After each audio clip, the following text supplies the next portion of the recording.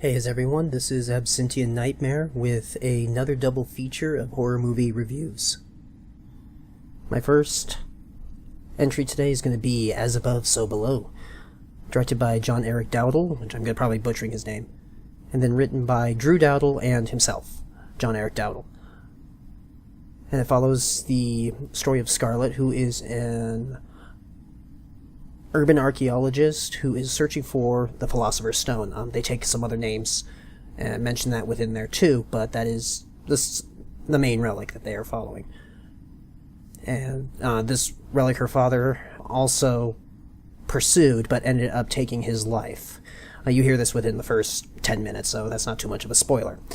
Now, she enlists a friend of hers, George, to help translate some text for her, and that eventually leads her to believing that this stone is within the catacombs, specifically in a section of the catacombs which they hear from the news collapsed and killed hundreds of people, with a few more going in there disappearing.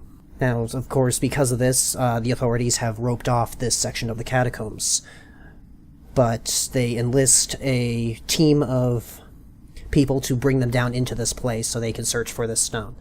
Now, this team does finally decide to go with them at the promises of riches, because where the stone is probably is going to be a lot of treasure, things like that as well, because it is in a hidden section of the Paris catacombs.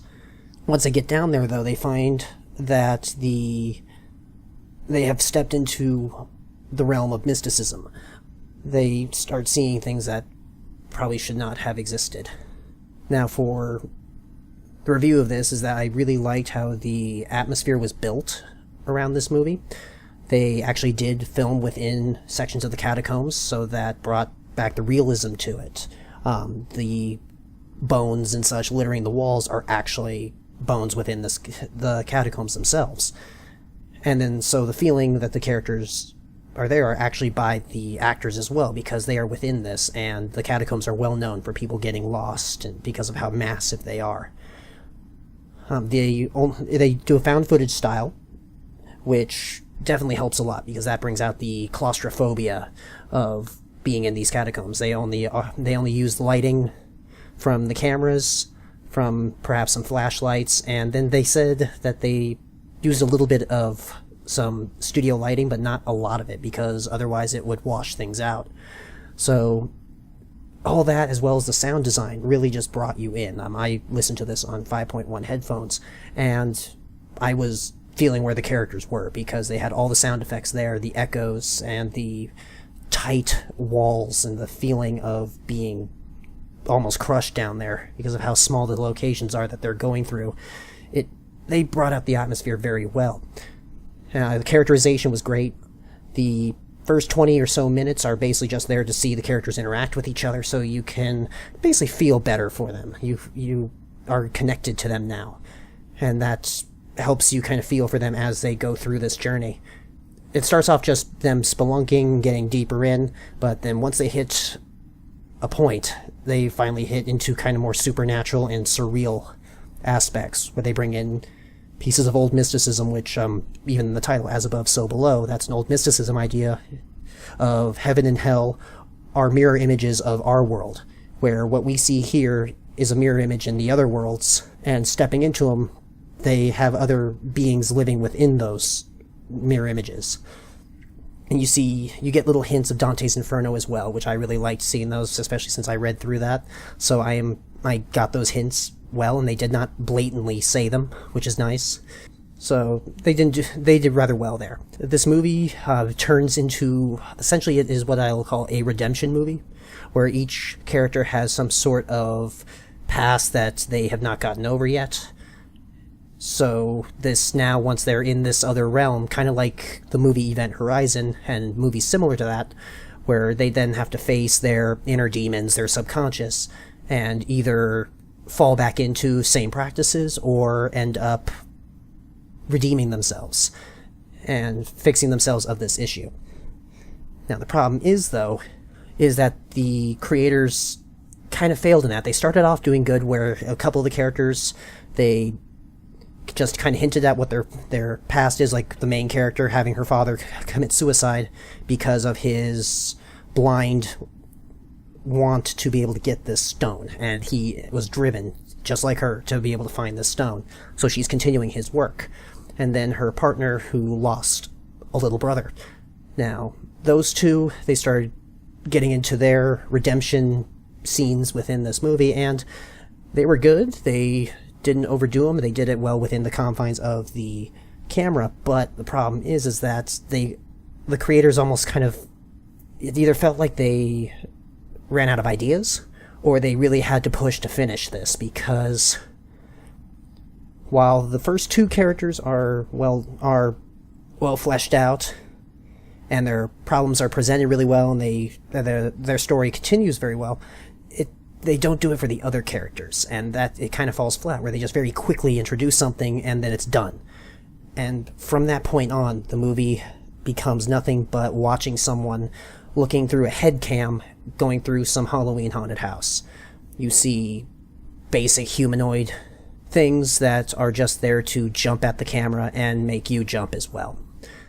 While the tension was built at the beginning of this movie, the last 20 or 30 minutes just totally ruined what could have been something great. They bring out the atmosphere at first, and then it's just running through the dark with an occasional scene or there which could have been great if it had been in a better context. I was saddened by that point as I continued on, because all it was is I'm watching someone be menaced by people in costumes.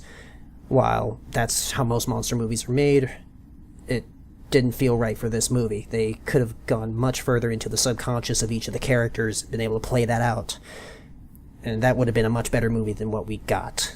I would say at the end of the day, this is a good first watch. If you do not know, don't look at anything that would describe the story in detail, because that would just ruin it. And it is best watched where you have no clue of what's going to happen next. But after that first watch, it doesn't really bring much more to the table. So in the end, good first watch, but it's not worth really watching more than once. And now on to Fausto 5.0. This is a movie originating from Spain, so when I say these names, I am probably going to butcher them, so I apologize in advance. This was directed by 3 directors: Alex Ole, Isidro Ortiz, Carlos Padriza, written by Fernando Leon de Aranoa. Stars Miguel Angel Sola as Faust, Eduard Fernandez as Santos, and Najwa Nimri as Julia. The story follows the Dr. Faust, who is a researcher of terminal illnesses in patients, who has gotten to the point in life where he seems to not care anymore. He just does his job and just lets everything else around the world just go. He has found the end of what he believes is the extent of what he can enjoy life as. When he goes to a conference, he meets up with a guy named Santos, who is attempting to get him to ask a wish of him. Santos mentions that he is an old patient of his over 8 years ago that had his stomach removed for some reason. But essentially, this Santos seems to be everywhere. He seems to be able to get into places, and people owe him favors everywhere. But he is unknown otherwise. When Faust finally gives in to what Santos is asking him, Faust is then led through all different parts of the city and more scenes of both violence and sex that just escalate over time and show basically the Dr. Faust breaking down from what he used to be.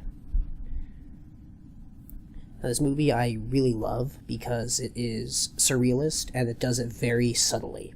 It is mostly done as a basic story. You can watch the whole story and just see it as a story of a guy who meets up with this almost otherworldly type of person that leads him into wilder and wilder scenes, but then this eventually will have to break down because something that Faust finally notices as important to him gets threatened.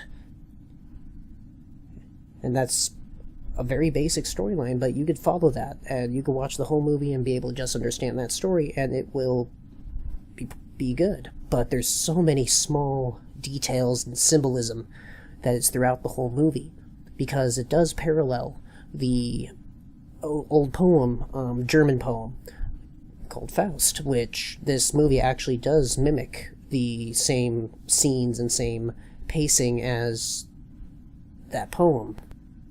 Now, the story in general can be interpreted in many ways, which is what I really love about it. You kind of have a sensation of you're not sure whether or not this is all happening within his own head or if it is actually happening. You keep on getting hints of one or the other, but then something else totally blows out of the water. That subtlety is what I really like about it, and that's what keeps me coming back to watch it, because I keep on seeing little tinier symbols I never saw before. And the acting is wonderful in this movie. Well, at least for the main characters. The secondary characters are kind of bland. You don't really hear too much about them, so they don't really have a lot of screen time anyway, so that's understandable. Faust, his changes in emotion, things like that, are great for the movie. You can, the actor does a really good job of showing his descent into madness, his realizations, all of the emotion changes that he has throughout this movie. The actor was wonderful at that. So in the end, I would definitely suggest this movie to watch. It is more of a slower burn. It's not something that you're going to see a lot of over-the-top action or anything like that, but it is a movie that will make you think. So I'll gladly suggest this one. This is Absintian Nightmare, and I thank you for watching this video.